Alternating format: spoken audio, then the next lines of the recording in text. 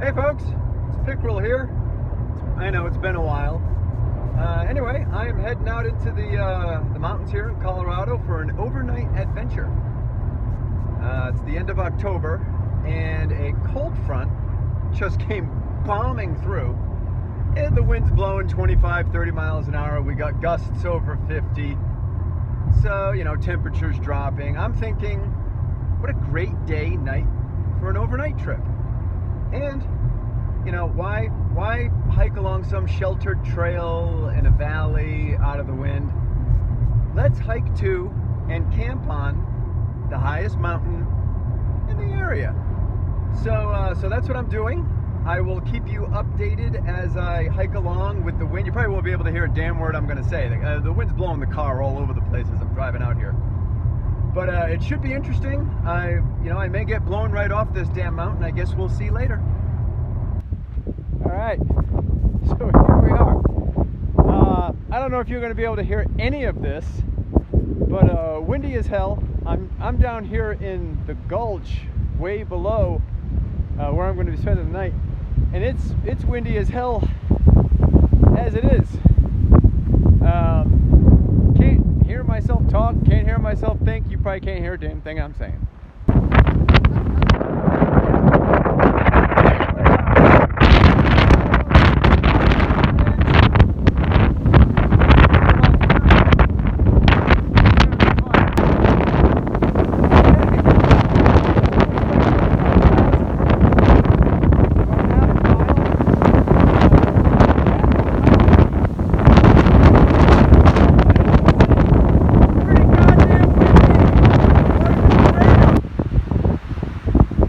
So here I am, almost to the top, and the wind is, shall we say, blowing. Definitely endured some 50, 60 mile an hour gusts in some of the open areas. And now we get to figure out where to put a tent. Good times. Hey everybody. Well, it's almost dark. I found a suitable campsite up towards the top of this mountain here. As you can probably see behind me, I kind of found a little hollow between two ridges of rocks. Managed to find a spot in a couple of trees to throw the tent up. Had to be real careful to pick a spot where there's not a dead tree or dead limbs, because you know there's 60 mile an hour winds blowing around. Let's see, I'll take you over to the tent and show you how I've got it set up with the wind. All right, so here's a home sweet home for the night.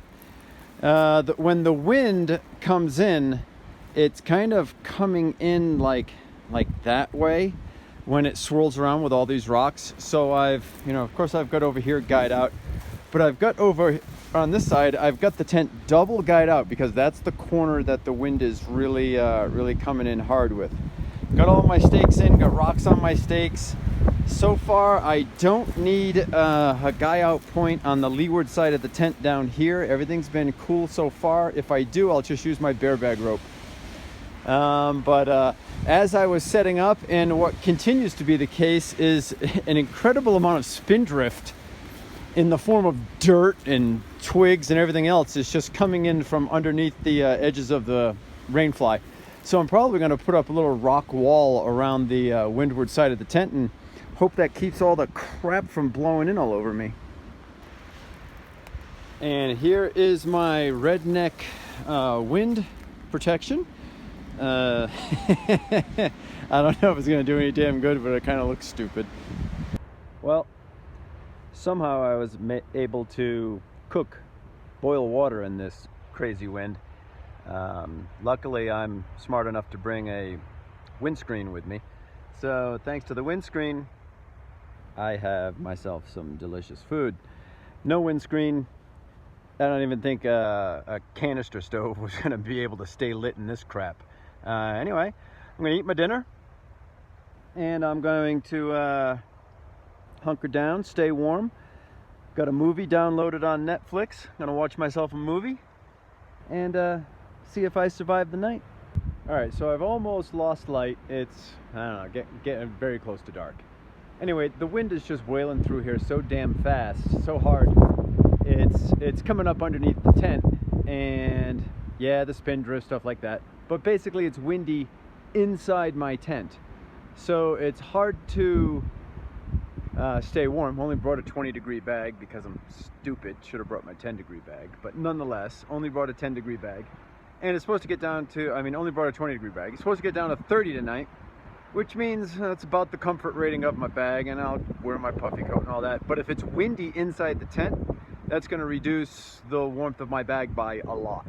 So what I've done, I'm going to show you what I've done, is I've used all of the local pine needles and built up with rocks, built up a barrier all along the base of the tent to prevent wind from coming in. So I'll show you what that looks like, and then I'm going to bed. So here's how I was able to keep the snow, which did start to snow last night, and the wind and everything, and from blowing in under my tent all night. Basically use pine needles. And the 50-mile-an-hour winds, well, they weren't 50 here. I'm kind of in a little hollow, but they're probably 20-30 miles an hour here at least all night. And yeah, it just piled all these bad boys up and kept the wind out and kept me nice and toasty in my tent. Genius. So I thought I'd get off trail and do a little bushwhacking and explore an area that I've been wanting to explore for about 15 years. But I wanted to explore it before a forest fire came through it. So this area has been hit by forest fires about 3 times in the last 15 years. And one park, the High Park fire, just absolutely destroyed 89,000 acres. This one included. Real nice area, and hopefully someday it looks like it did 20 years ago.